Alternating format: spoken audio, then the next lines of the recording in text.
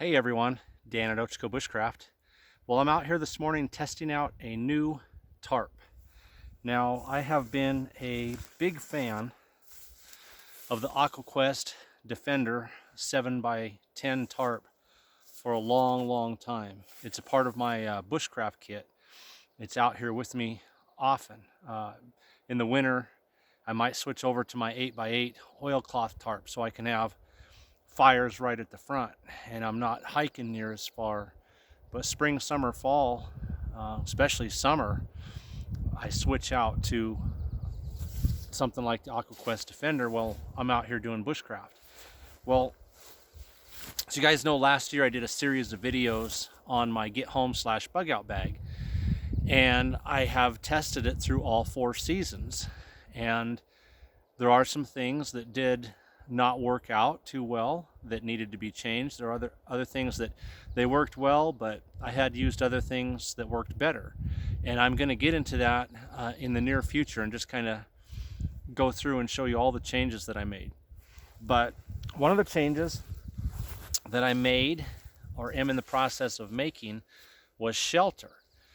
Now, before, my idea was to carry either a simple, 5x7 reflective blanket that has the grommets in the corners and use that for a shelter, or to switch it out for a military poncho because it has 2 purposes. Problem with those is when I was out here testing the shelters during some very windy, rainy, and sleet storms where the rain was coming in sideways, the shelters were so small and confined that I was having trouble, getting out of the wind or having any type of room for me and my gear, my pack. It felt like it was too confining and too restrictive in the designs that I could use. In fact, very restrictive with a shelter that small. So anyway, I'm out here today field testing and hopefully making a part of my get home bug out bag the Aquaquest Safari 7x10. Aquaquest Defender weighs about 3 pounds and takes up a lot more room in the pack. The Aquaquest Safari only weighs about 1 pound, and as you can see, takes up a lot less room in the pack. This one, I couldn't, the weight and the size just takes up too much room for the other gear that I want to have in that small EDC pack, and this does not. In fact, it squishes up even tighter than what I've got it. And like I said, only weighs about 1 pound. It's still made of the same 70D as the Defender. It's just that the other layer that's attached to it and stuff is a much lighter material. But lifetime guarantee, and it's got all the same tie outs. Supposed to be super strong in a lightweight package. So I'm going to try it out this morning using my favorite emergency shelter setup. If I'm out here and I get caught by surprise and I just want to get out of the wind and the rain and stay dry for a while, and I'm not going to have fire, this is my favorite setup. I've done this before with the Defender. First time I've had this out of the package. They got the same loops. If I'm out here doing bushcraft, a lot of times I'll carve tent stakes. I like to do that. But emergency survival situation, bug out, get home, I have plastic tent stakes in my kit. And the thing about those is they fit these loops perfectly. When that's staked down to the ground, that's not going anywhere. So I got a piece of bank line. Let's try this out. This is light. I can tell you right now it's very light, but it does feel strong. I'm not going to be gentle with it. All right. So on this setup,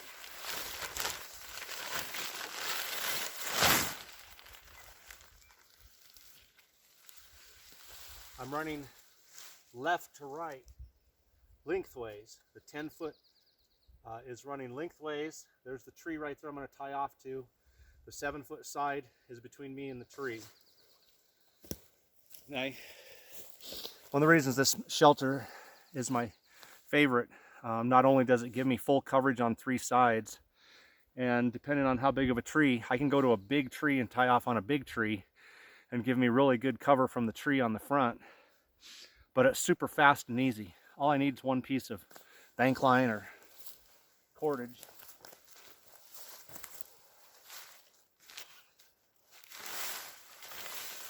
I'm just going to tie this off about chest height. Just a simple couple overhand knots, nothing fancy.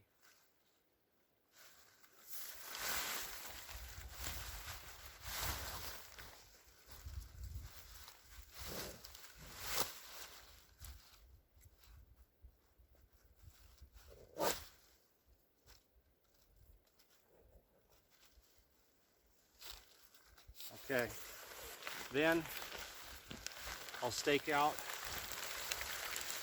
the back first because I want to pull this tight. Yeah, my hatchet.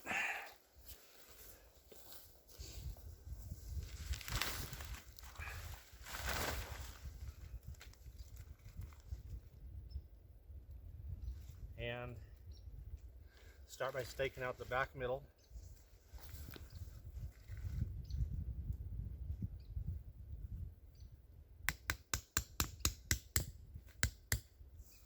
I'm not going to worry about hammering them down all the way right now for the video. We're just field testing. And then back corner, pull it out.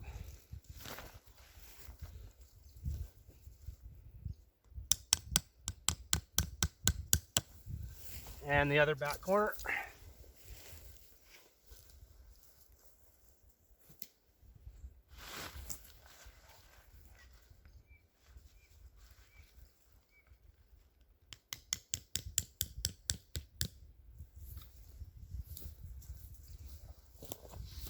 And do my front 2 corners. Let's see if I can get you guys a little better angle here.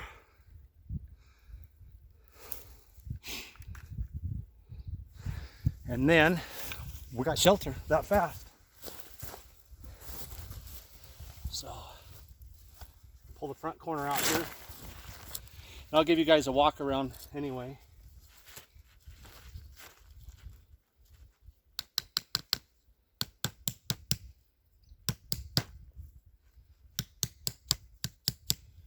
And then I'll go around the other side and get the other front corner and then give you guys a little tour around. And you've seen how quick and easy this sets up. It's super easy to camouflage too. Something that might be needed in a bug out situation, just because it doesn't take up a lot of room. So I could set this up underneath a couple trees and have overhead cover and cover from the surroundings.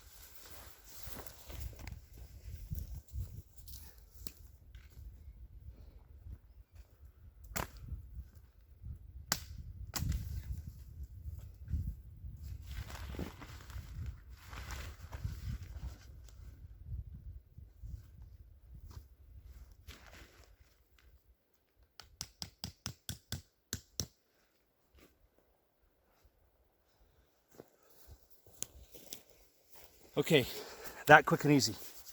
So let me take you guys, walk you all the way around it. Then I'll pause and set the camera up in front and crawl inside, show you how much room I got.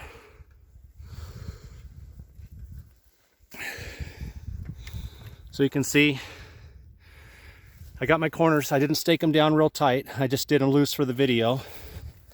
I can also add more stakes to the side.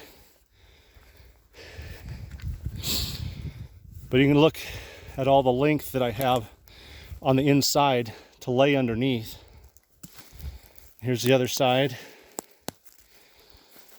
And again, I didn't stake it down real tight, but if it were storming and I was doing this for real, I would stake that down tight. And can also put some limbs around to hold the sides down. And here's my front.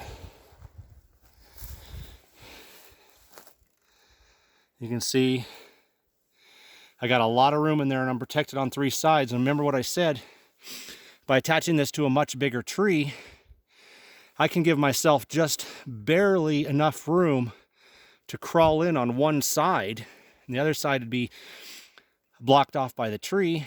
And then once I'm in there, set my backpack over the other side, and I'm protected on all four sides. So let me pause you guys. Okay, as I said, some of the nice things about this shelter. One, I've got a lot of room inside. I can make a big debris bed, fill this thing with debris. I got room to pull my pack in, other gear. If I'm traveling with a companion, both of us can easily get in this one shelter. Again, only weighs a pound, and have the body heat of 2 people in here. Second, fully protected on 3 sides. If I stake that down tight to the ground, as long as the wind is coming from the sides or the back, I am totally protected from that, protected from the rain overhead. These can I can move my stakes in a little bit and tie these off to a tree, or I can just take the stake off one side and use it like a door. Remember what I said? So imagine I'm tied off to a big tree instead of this little tree right here. So I have a big tree blocking this side. I've only got a small opening here to get in and out. I pull my stake when I get in on that side, pull this side pull this side shut like a door. So this side would actually be shut, and then I would be enclosed like a tent, so I can protect myself from, mosquitoes and other insects. I'll show you guys. So I got room to sit up in here, to see out if I want and need to see out, to sit right here in the doorway under protection and do bushcraft projects. I wouldn't have it real close, but I could have a small fire a couple feet in front, catch some heat in the doorway. And as I said, plenty of room for 2 people to stretch completely out in here. I got room overhead, room to put my legs out straight, headroom, room for my pack to use as a door or whatever. I can cook in here. My little Esbit stove. Take my little Esbit stove and set it up right here. Say it's windy and it's raining, and I come inside, and I would be using a bigger tree. So this side would be blocked off by a tree. Maybe close this flap except for a few inches for some air. My little Esbit stove, and cook some hot soup in here and be protected and be safe. Other thing is, as I mentioned, it's super easy to camouflage, and these loops, they go all the way around. I believe there's 15 of them on this side, and they go down the center, so I can attach it to a ridgeline and make it, different A-frame shelters. I can make other low profile tarp shelters, which I've done in other videos. That's really depending on what I'm out here doing, what the situation is. Is it real? Is it dangerous? Am I just enjoying the day? Am I caught in a storm? Do I need to hide for a while? Whatever. Really, the configurations that you can set this up in are unlimited, and I'm impressed. This material is very light but strong. For the weight of it, I would say next to the Defender, it is the toughest feeling material that I have used for a tarp. I like it. And this is what I was looking for. This is one of the weaknesses I ran into. I got this little tiny shelter out here in a terrible storm, and I was getting wet. The wind was changing directions, and it was blowing everything sideways. And so this will be my final change to my bug out, get home bag, the Aquaquest Safari 7x10 tarp. And here in the next coming weeks, I'll show you guys the other changes I made. So thanks for tuning in to Ochiko Bushcraft. Hope this helps. Learn how to make this shelter, by the way. It'll work with a bigger tarp too. It'll work with, a square 8x8, 10x10, whatever. 7x10 is just perfect, but I can set this up in under 60 seconds every time. as long as I got some stakes with me. You tie off the front center loop, 5 stakes, you're done. Less than 60 seconds, you got shelter, you know. And if you got hit by a surprise storm, the last thing you want to do is be standing out in the rain for 5 or 10 minutes trying to run a ridge line and tie a bunch of knots and set everything up. Immediate shelter. Thanks, guys. Take care.